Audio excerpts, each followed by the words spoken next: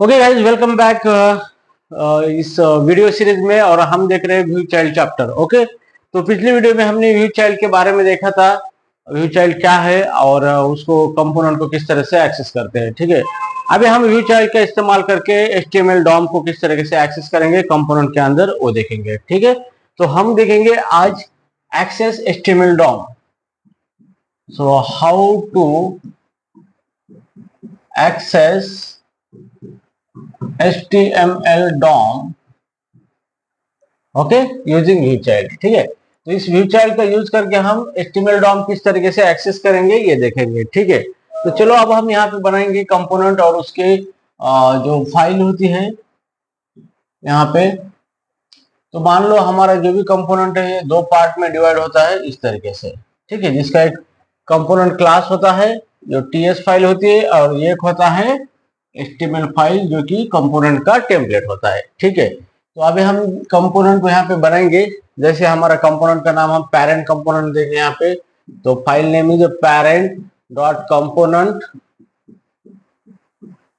Dot TS file. ठीक है, तो इसके अंदर कंपोनेंट का हम क्या करेंगे, क्लास बनाएंगे, और इसका व्यू जो है टेम्पलेट इस तरीके से parent dot component dot HTML file. ठीक है, तो यहाँ पे एक्सटेंशन इसका स्मॉल में है HTML। ठीक है, तो ये इसका टेम्पलेट हो गया, ये इसका क्लास हो गया। ठीक है, तो जैसे हम इसको क्लास लिखेंगे, export class parent component. Okay, तो यहाँ पे मैं डेकोरेटर नहीं लिखूंगा, आप कंसीडर करो कि डेकोरेटर लिखा है पेरेंट कंपोनेंट।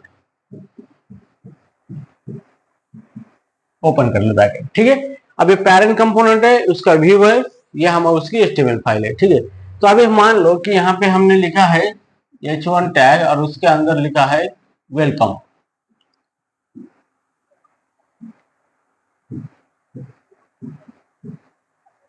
/H1। ठीक है, अब ये HTML का कोड है, तो हमें क्या करना है, इस HTML को एक्सेस करना है हमारे कंपोनेंट के अंदर, और कंपोनेंट के जरिए इसको चेंज करना है। मतलब HTML को हम कंपोनेंट के अंदर एक्सेस करते हैं कोडिंग के अंदर, इसका मतलब हम उसका डॉम को एक्सेस करते हैं। ठीक है, तो हम उसको एक्सेस करेंगे इसके अंदर with the help of view child. ठीक है, तो अभी आपको क्या करना है, यहाँ पे जो भी हम HTML DOM एक्सेस करते हैं तो हमें सबसे पहले एलिमेंट रेप नाम का रेफरेंस लेना पड़ता है। ठीक है, तो अब कैसे करेंगे, यहाँ पे देखो।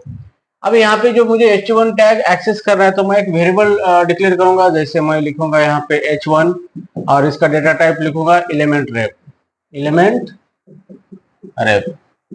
ओके, तो एंगुलर के अंदर आप डायरेक्टली किसी डॉम को एक्सेस कर सकते हो, लेकिन मत करना, क्योंकि एंगुलर अच्छी तरीके से उसके ऊपर काम नहीं करेगा।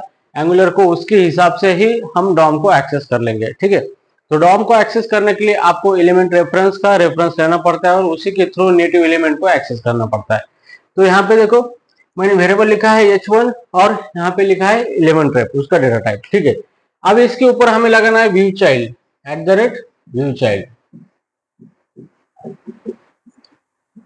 ठीक है, अब हमें इसका व्यू चाइल्ड जो हमने यूज किया है, अभी व्यू चाइल्ड को हमें पास करना है। तो यहाँ पे आपको क्या यूज करना है, टेम्पलेट रेफरेंस वेरिएबल। तो यहाँ पे ये जो हमारा एग्जांपल था, इसी को हम थोड़ा सा मॉडिफाई करेंगे। इसी को आपको क्या करना है, जो भी आपका H1 टैग है H1, और उसको एक रेफरेंस वेरिएबल उसको क्रिएट करना है। मतलब हैश, मैं यहाँ पे हैश लिखूंगा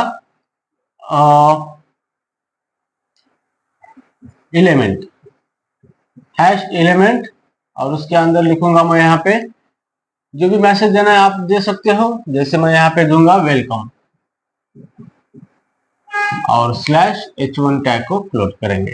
ठीक है, तो यहाँ पे एक चीज ध्यान में रखना है, ये इसी को कहा जाता है टेम्पलेट रेफरेंस वेरिएबल। क्या कहा जाता है, टेम्पलेट रेफरेंस वेरिएबल। ओके, मतलब ये आप डायरेक्टली एक टेम्पलेट के अंदर वेरिएबल क्रिएट करते हो, और डायरेक्टली उस एलिमेंट का रेफरेंस उसके अंदर आप रख सकते हो। तो इसका यूज करके आप टेम्पलेट के अंदर इस HTML एलिमेंट को भी एक्सेस कर सकते हो, लेकिन हमें कंपोनेंट के अंदर एक्सेस करना है, तो पहले आपको टेम्पलेट रेफरेंस वेरिएबल देना पड़ेगा आपके H1 टैग के अंदर। ओके, फिर हमें ये जो एलिमेंट है ये इसको यहाँ पे देना है व्यू चाइल्ड को। ठीक है, तो व्यू चाइल्ड को किस तरह से देना है, देखेंगे। अब यहाँ पे इसका नाम है एलिमेंट, तो यहाँ पे सिंगल कोटेशन के अंदर एलिमेंट एज अ स्ट्रिंग देना है, यहाँ पे एलिमेंट और क्लोज करना है।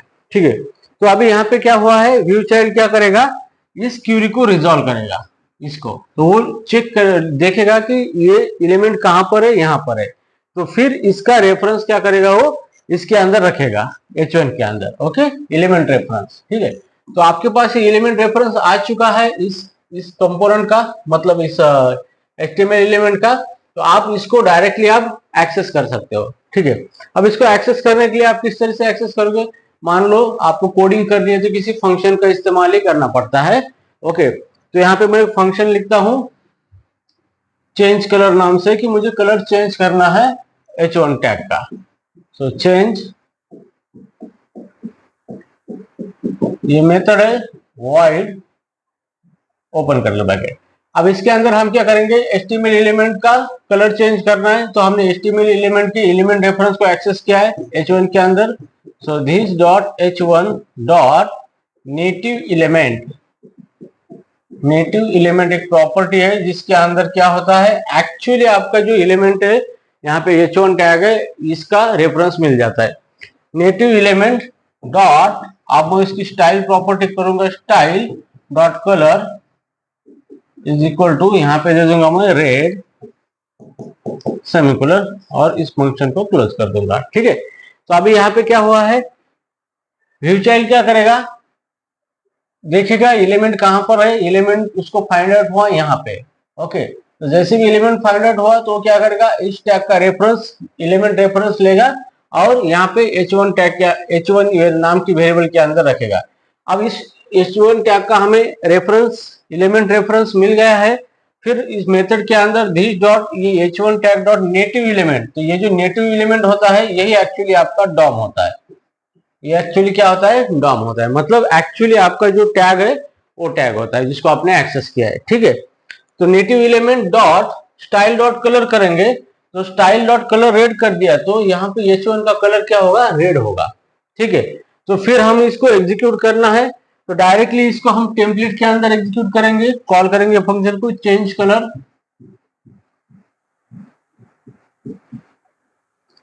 चेंज कलर, ये हमारा फंक्शन है, कॉल कर दिया है हमने इंटरपोलेशन के अंदर। ठीक है, तो जैसे भी हमारा कंपोनेंट लोड होगा तो सबसे पहले यहाँ पे क्या होगा, चेंज कलर मेथड कॉल होगी, और जैसे मेथड कॉल होगी वो यहाँ पे आएगी। ठीक है, और यहाँ पे आने के बाद H1 dot native element dot style colour ये कोड रन होगा।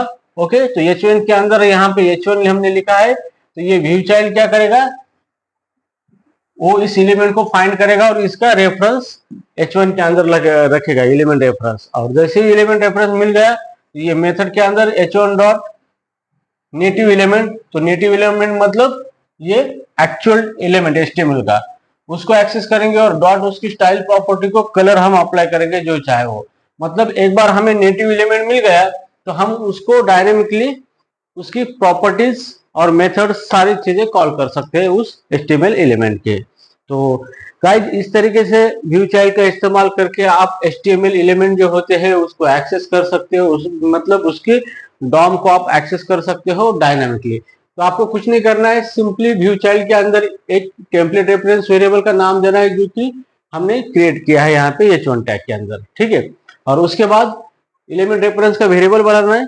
ओके, ताकि एलिमेंट रेफरेंस उस वेरिएबल के अंदर आ सके, और एक बार रेफरेंस आ चुका तो हम उस रेफरेंस की नेटिव एलिमेंट प्रॉपर्टी है ये, इस प्रॉपर्टी का यूज करके, मतलब यही प्रॉपर्टी जो होती है यही आपका HTML डॉम होता है जिसको आप एक्सेस करना चाहते हो, और फिर डॉट उसकी बहुत सारी प्रॉपर्टीज है जैसे जावास्क्रिप्ट में हम यूज करते हैं, तो वो प्रॉपर्टी आप एक्सेस कर सकते हो यहाँ पे, और एक्सेस उसको डायनामिकली उस एलिमेंट को मैनिपुलेट कर सकते हो। ठीक है, so guys I hope you understand the concept of how to access the child DOM element in a component using the view child। ठीक है, तो नेक्स्ट वीडियो में हम व्यू चाइल्ड के और यूज के बारे में देखेंगे। तो guys I hope you understand, thank you so much for watching this video.